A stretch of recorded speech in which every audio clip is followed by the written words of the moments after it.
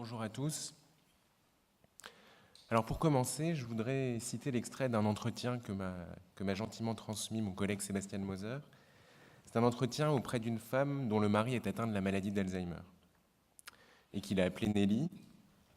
Nelly parle des questions que son entourage lui pose sur son mari. Donc je cite ce témoignage de Nelly. Est-ce qu'il fait encore à manger? Est-ce qu'il peut aller faire ses courses? Est-ce qu'il peut aller à la boulangerie? Mais souvent, ça vient aussi de gens qui ne connaissent pas forcément la maladie. Quoi d'autre? Est-ce qu'il peut sortir tout seul? Nelly ajoute, enfin, c'est des questions un peu simples, mais moi, ça ne me gêne pas qu'on me demande ça. Je ne sais pas, il y a quelqu'un qui m'a demandé, mais est-ce qu'il me reconnaît encore? Et moi, ça ne me gêne pas, parce que je trouve que c'est des questions qui montrent que les gens s'interrogent sur ce qu'il y a en face d'eux. Après, je dis, les fausses questions, pour moi, c'est ça va? Bon, ça va, il y a un traitement de toute façon. Alors je dis oui, il y a un traitement. Oh, ben tant mieux. C'est texto, c'est des vraies conversations que j'ai avec des gens que je connais depuis 10 ans. Écoute, quand est-ce qu'on se voit? Quand tu veux. Et puis on se voit jamais, parce que je rappelle pas et que voilà. Après avoir parlé des fausses questions, donc, Nelly parle des vraies questions. Les vraies questions, ce n'est pas des questions forcément très approfondies, c'est des questions de vie quotidienne qui montrent qu'on ne fuit pas. Ces paroles de Nelly me semblent exprimer tout à la fois le sentiment d'une non-reconnaissance et une demande de reconnaissance. Nelly ne demande pas du tout ici qu'on lui propose un soutien matériel ou psychologique. Elle ne demande pas même qu'on connaisse bien la situation dans laquelle elle se trouve. Elle demande simplement qu'on ne fasse pas semblant de ne pas comprendre sa situation, qu'on ne fuit pas. Or, fuir, c'est précisément ce que fait cet homme, dont elle dit dans l'entretien un peu plus tard que c'est un vieil ami de son mari et qui lui dit « ça va, il y a un traitement de toute façon ». Autrement dit, ce que déplore Nelly, ce n'est pas quelque chose que cet homme ne fait pas pour elle, c'est quelque chose que cet homme fait contre elle. Il fuit, il détourne le regard, il la méprise. Nelly vit comme une marque de non-reconnaissance, de mépris, cette question qui lui est adressée. Axel Honneth, philosophe et sociologue allemand contemporain, défend la thèse que la reconnaissance par l'autre est l'enjeu essentiel de toute relation entre êtres humains. L'idée est que, à travers cette reconnaissance que l'autre nous donne ou nous refuse, se joue la possibilité même d'assumer une identité pour celui qui reçoit cette reconnaissance, d'assumer que l'on est quelqu'un. Autrement dit, ce qui se joue à travers la reconnaissance pour Axel Honneth, c'est bien la liberté. Et je me réfère ici à un ouvrage d'Axel Honneth qui s'intitule « Les pathologies de la liberté » et qui développe, en s'inspirant du philosophe Hegel, une théorie de la reconnaissance. Je développe un tout petit peu ce point. La façon de vivre d'un individu, ses réactions, ses sentiments, ses comportements, autrement dit, tout ce qu'il se représente comme son identité propre, tout cela ne trouve pas sa source seulement en lui-même. Son identité est aussi façonnée par une identité plus large, plus vaste dans laquelle il s'inscrit et qui caractérise les collectivités dans lesquelles il vit. Dès lors, qu'est-ce que la non-reconnaissance? Qu'est-ce que le mépris? Au fond, c'est un sentiment très banal qui peut s'exprimer dans des contextes très variés, la famille, au travail, dans l'espace public. C'est ce sentiment de ne pas être reconnu, identifié comme membre à part entière de cette collectivité à laquelle pourtant nous appartenons et qui détermine notre identité. C'est pourquoi, lorsqu'un individu sent que sa façon particulière d'être et de vivre n'est pas reconnue par les autres, lorsque l'individu est maintenu aux marges d'un groupe social, tout se passe comme s'il était privé d'un accès à lui-même, comme si son identité était tronquée, amputée. Nous connaissons tous les manifestations objectives concrètes de cette non-reconnaissance, de ce mépris. Elles sont diverses: isolement, jugement moralisateur, rejet, dégoût, privation de droits. Et si je reviens à Nelly, on comprend mieux alors ce qui se joue pour elle à travers les fausses questions dont elle parle. Au fond, ce genre de fausses questions la contraint à deux alternatives, aussi peu satisfaisantes l'une que l'autre. Première alternative, faire comme si de rien n'était, se comporter en société comme si sa vie était normale et n'avait pas changé, parler le moins possible de son mari ou alors faire comme s'il était resté le même. Seconde alternative, ne plus voir ceux qui ignorent sa situation. Dans les deux cas, Nelly est obligée de sacrifier une part de son identité. Elle choisit la deuxième option, ne plus fréquenter ceux qui ignorent sa situation. Elle ne voit plus cet ancien ami de son mari, et sans doute perd-elle, en plus de cet homme, d'autres membres de son cercle proche. Elle choisit de s'isoler plutôt que de jouer la comédie. Je vais en venir aux maladies neuroévolutives, mais avant cela, j'aimerais mettre en évidence deux points supplémentaires de cette théorie de la reconnaissance, deux points qui me semblent décisifs. Le premier élément, c'est que la reconnaissance, dans ces théories de la reconnaissance, n'est pas première mais seconde. Ce qui est premier, c'est le mépris, c'est le sentiment de n'être pas reconnu, et c'est à partir de ce sentiment que la personne s'engage, ou les personnes s'engagent ou non, dans une lutte pour la ou leur reconnaissance. C'est un point important parce qu'il implique que seuls ceux qui subissent le mépris peuvent juger qu'il y a mépris. Ce ne sont pas les philosophes, ce ne sont pas les éthiciens, ce ne sont pas les soignants qui disent qu'il y a mépris, qui posent ce diagnostic-là. Ce sont les personnes d'abord qui sont concernées par ce mépris. Le second élément concerne justement cette lutte pour la reconnaissance. Il y a une lutte pour la reconnaissance ne s'obtient qu'au terme de cette lutte, qui met en jeu, au fond, un groupe majoritaire qui maintient un groupe minoritaire dans le mépris, et donc ce groupe minoritaire. Et il y a donc cette lutte, et pour que son issue soit heureuse, pour qu'il y ait reconnaissance, un effort est nécessaire non seulement de la part de ceux qui sont méprisés, mais aussi, et peut-être surtout, de la part de ceux qui sont susceptibles de donner cette reconnaissance, parce qu'en donnant cette reconnaissance, ils doivent accepter qu'ils se sont trompés jusque-là, qu'ils doivent reconnaître leur erreur, changer leur regard sur ceux qu'ils méprisaient et adapter leurs habitudes de vie. En somme, eux aussi doivent conquérir une nouvelle identité, puisqu'ils doivent se considérer comme semblables à ceux qu'ils considéraient jusqu'alors comme étrangers. Et cela est un point important. Je disais tout à l'heure que Honneth s'inspirait de Hegel. Ce dernier, donc, dans ses écrits de jeunesse, dans les principes de la philosophie du droit, décrit comme la lutte pour la reconnaissance originelle, en quelque sorte, celle qui oppose un offensé et un exclu. L'exclu est devenu l'exclu en volant les biens de l'offensé qui est devenu l'offensé en étant volé, et s'ensuit entre les deux, donc entre l'exclu et l'offensé, une lutte pour la reconnaissance, puisque tous deux sont blessés, au fond, l'exclu parce qu'il ne possède pas de biens, et l'offensé parce que c'était ses biens et qu'il ne trouve pas normal que l'exclu ait volé ses biens. Et au fond, la lutte se termine dans la reconnaissance mutuelle d'une identité commune, celle du droit de posséder un bien. Donc il y a une identité plus large qui finit par réconcilier ces deux identités en lutte. J'en viens aux maladies neuroévolutives et j'aimerais essayer de montrer que cette théorie de la reconnaissance est pertinente. Alors je l'ai suggéré tout à l'heure, la reconnaissance est un acte d'identification, celui par lequel un groupe majoritaire identifie un groupe minoritaire comme semblable au lieu de le maintenir comme différent dans le mépris. Or, voilà des maladies, ces maladies neuroévolutives, qui précisément introduisent dans la vie de la personne et de ses proches un trouble identitaire. Par trouble identitaire, je ne veux pas dire une perte d'identité, mais la difficulté pour la personne à exprimer ce qu'elle se représente comme sa propre identité. Il y a deux raisons à ce trouble identitaire. La plus évidente est que ces maladies modifient, quand elles deviennent symptomatiques, la façon d'être, la façon de se déplacer, de parler, de manger, de réaliser les actes quotidiens.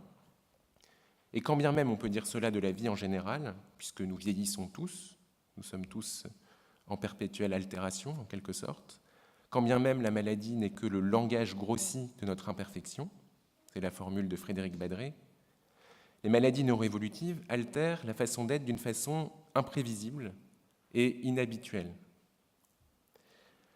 La seconde raison, c'est que, à ce trouble identitaire, c'est que ce sont des maladies qui parlent à la place des personnes malades et qui parfois les trahissent, ou trahissent en tout cas ce qu'elles voudraient dire d'elles-mêmes.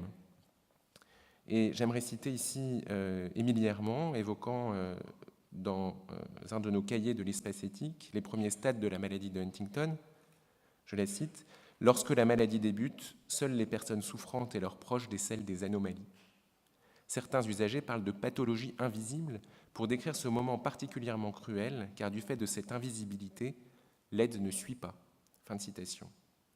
Le corps se tait, donc, là où la personne voudrait que ses difficultés soient visibles. Autre citation, ces quelques mots de Daniel Wilkien à propos de la maladie de Parkinson. Trop souvent, on néglige la douleur là où les douleurs propres à sa pathologie, qui peuvent devenir très violentes et invalidantes. Fin de citation. Et à l'inverse, dans les stades plus avancés, les symptômes deviennent visibles, trop visibles. La maladie ne peut plus être dissimulée. Le corps parle trop. Sur cette dissociation entre le corps et la personne, j'aimerais là citer à nouveau Frédéric Badré. Mon corps et moi ne nous entendons plus. Je ne le reconnais plus. L'expérience de la maladie neurodégénérative est pour moi une expérience de la dissociation entre ma tête et mon corps. Lui veut mourir, elle refuse. Fin de citation. C'est cette difficulté à s'exprimer, ce décalage entre ce que l'on exprime et ce qu'on voudrait exprimer de soi, cette dissociation dont parle Frédéric Badré, qui favorise deux formes de déni de reconnaissance dont j'aimerais parler en premier, deux formes de mépris dont j'aimerais parler en premier, l'indifférence et la stigmatisation.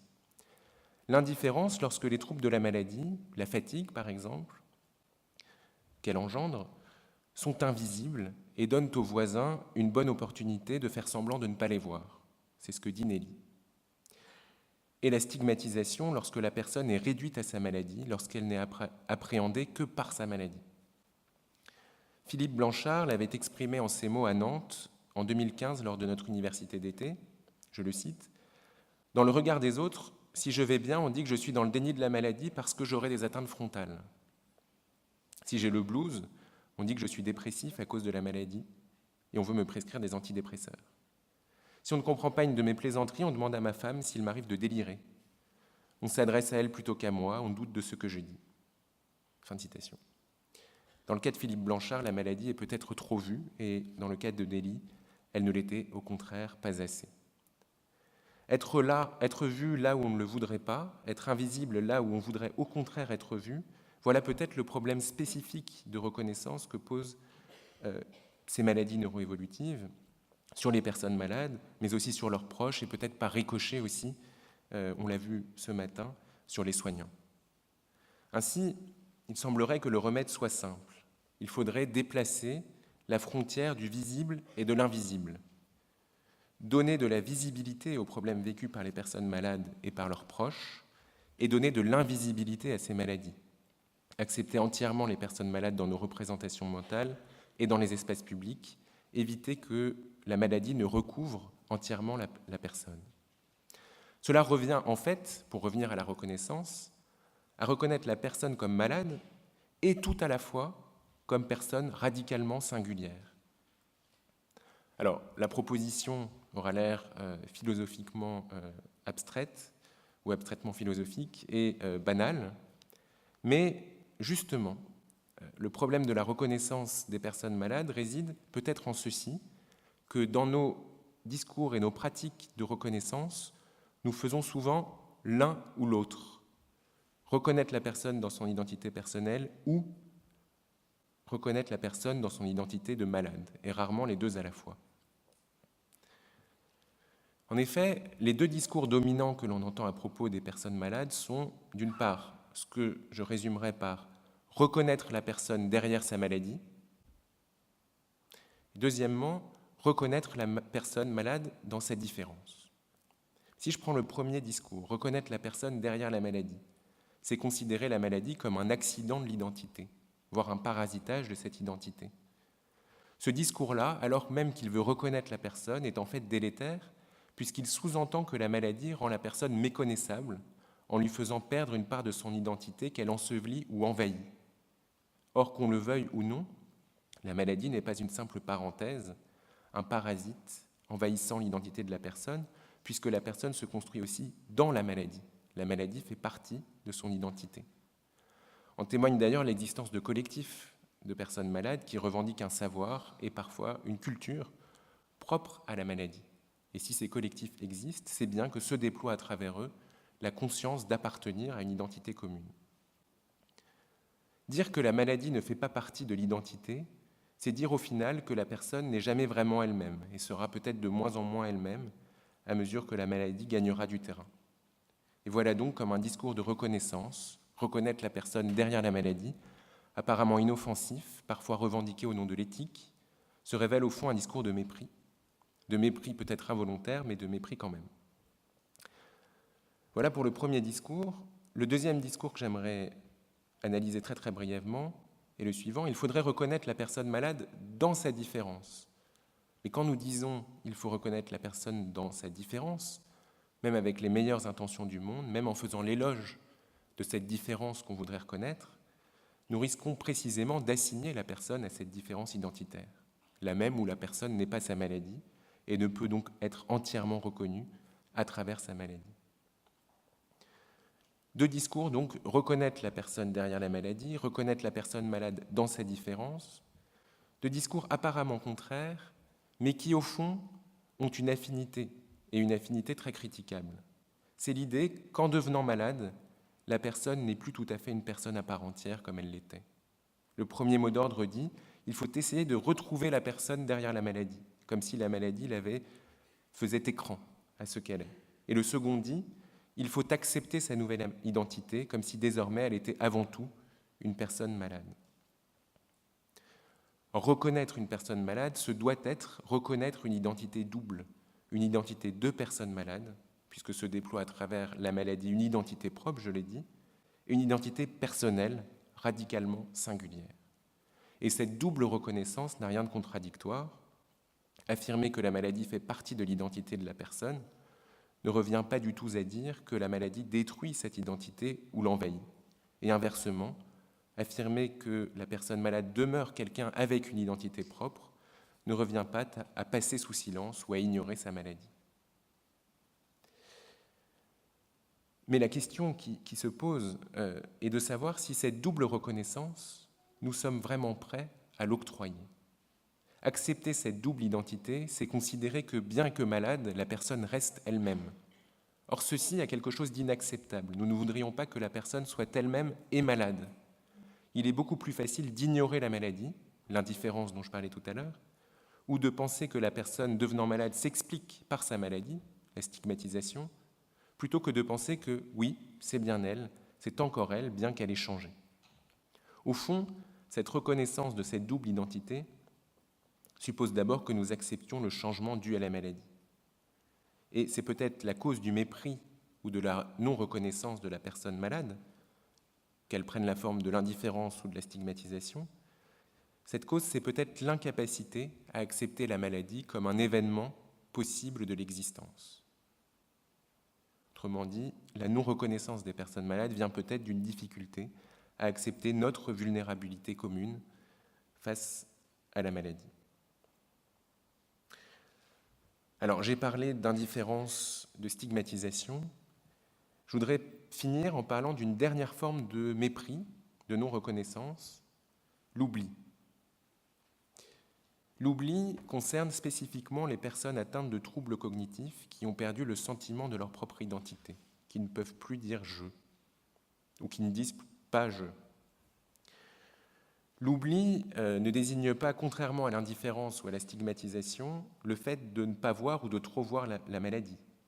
Elle ne désigne pas le fait de tronquer l'identité de la personne, mais beaucoup plus radicalement l'acte par lequel on vide la personne de son identité. L'acte par lequel on la fait disparaître purement et simplement. L'acte par lequel elle devient transparente, dépourvue d'identité.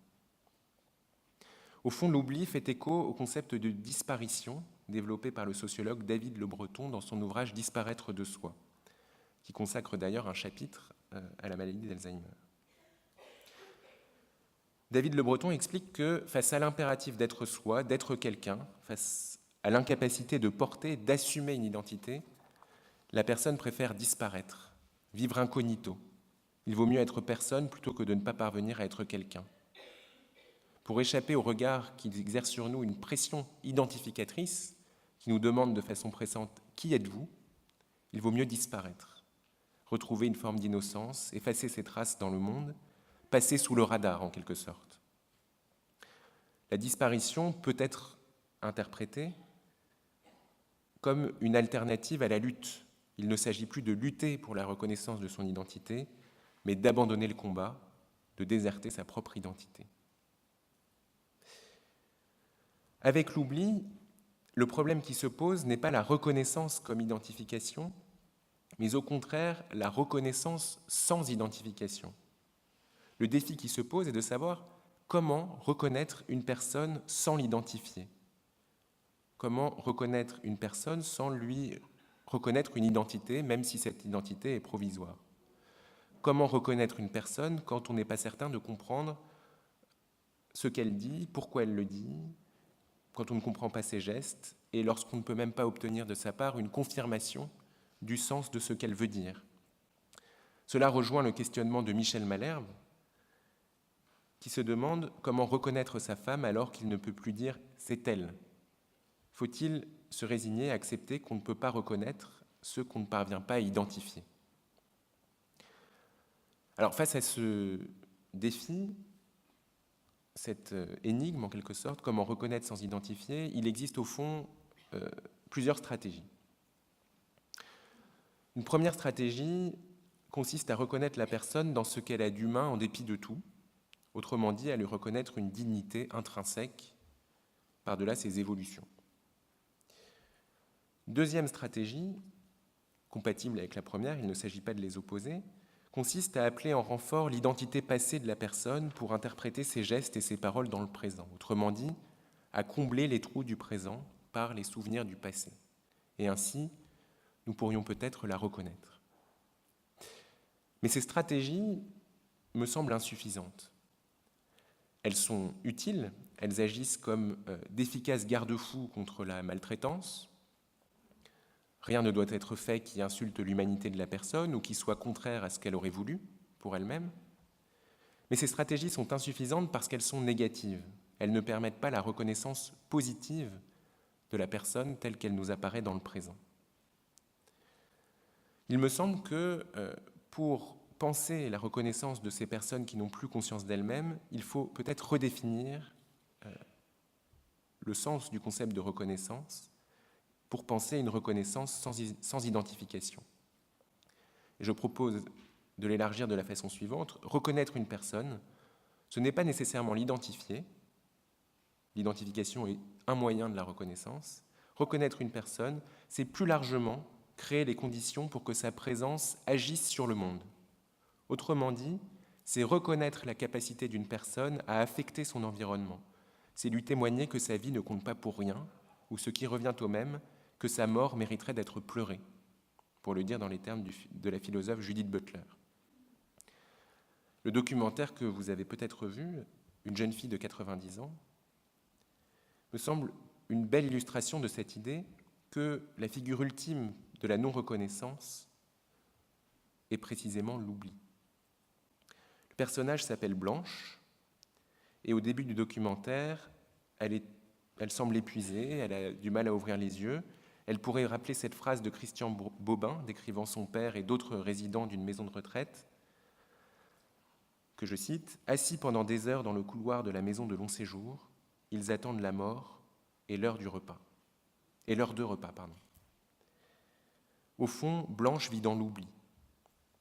Et là, dans le documentaire, le chorégraphe, donc au début du documentaire, commence à s'allonger sur une table, à faire des mouvements étranges, à se rendre simplement attentif en témoignant à Blanche que ses mots l'affectent, le font sourire, par exemple.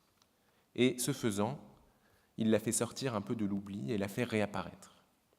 Pour déplier un visage renfermé, muet, un autre visage suffit, écrit David Le Breton. C'est pourquoi l'enjeu pour la reconnaissance de ces personnes qui ne sont pas identifiables, qui ne se présentent pas dans une identité, ce doit être de lutter contre la tendance de l'institution à les oublier, à les faire disparaître. Cela rejoint un peu ce que disait Jean-Philippe Pierron tout à l'heure. En répondant à l'avance aux besoins et aux affects de la personne, l'institution, l'EHPAD en l'occurrence, ou d'autres institutions, peut s'immuniser contre la capacité de la personne à perturber les règles du jeu, à surprendre par ses réactions, à provoquer des affects et des effets. L'institution peut réduire les personnes à de purs besoins à gérer, aux manifestations entièrement prévisibles et maîtrisable. Voilà un peu pour ces 3 formes de la non-reconnaissance. Je ne sais pas combien de temps il me reste, mais je vais prendre encore 2 minutes du temps, si vous voulez bien, en concluant et en posant la question de savoir pourquoi il importe de parler de reconnaissance, alors que nous avons déjà en éthique beaucoup de concepts. Ça commence à faire beaucoup, la dignité, le respect, la bienfaisance, et voilà que la reconnaissance vient. Précisément parce que la théorie de la reconnaissance nous invite à partir des sentiments réels, ce que vivent les gens, et non de la compassion qu'ils nous inspirent ou des besoins que nous leur prêtons. L'hypothèse est que ce qui se joue de plus fondamental pour une personne, ce ne sont peut-être pas d'abord ses capacités, mais la reconnaissance. Il nous faut peut-être sortir ou mettre en cause, en tout cas, une approche capacitaire. Cette approche par les capacités qui nous dit que nous devons offrir aux personnes malades les capacités d'exercer leurs désirs à travers plus de droits, plus d'attention, plus de ressources. Autrement dit, que nous devons faire plus pour les personnes malades. La théorie de la reconnaissance invite à présenter les choses autrement. Plutôt que de faire plus pour les personnes malades, nous devons peut-être faire moins contre elles, en ne les privant pas de droits, en ne les privant pas d'attention, en ne les privant pas de ressources. Là où l'approche capacitaire demande plus de solidarité, la théorie de la reconnaissance demande moins de mépris. Alors, dans les faits, c'est peut-être la même chose, et cela implique peut-être les mêmes moyens, et on pourrait penser qu'il n'y a entre ces 2 formulations qu'une différence rhétorique. Mais en réalité, cette seconde formulation qui nous demande de ne pas agir contre les personnes malades, contre leurs proches, de ne pas les mépriser, invite à considérer que le problème réside avant tout en nous-mêmes et dans les relations que nous entretenons avec la maladie, avec les personnes malades. Autrement dit, à considérer, c'est ce que disait tout à l'heure Emmanuel Hirsch, que la société est malade, souffre de pathologies, et que par conséquent, la reconnaissance de ceux qui subissent le mépris, personnes malades, mais on pourrait parler de beaucoup d'autres gens qui subissent le mépris, cette reconnaissance-là a une vertu thérapeutique pour l'ensemble des membres d'une société.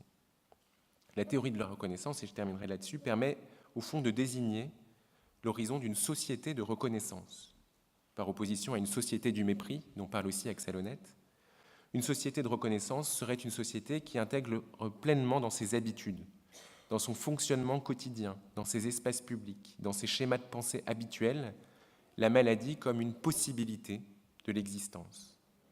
C'est aussi une société dont les citoyens ne vivent pas la solidarité comme une obligation de charité, faire plus, ou comme un fardeau, mais comme une simple habitude de vie en société. Voilà, je vous remercie beaucoup.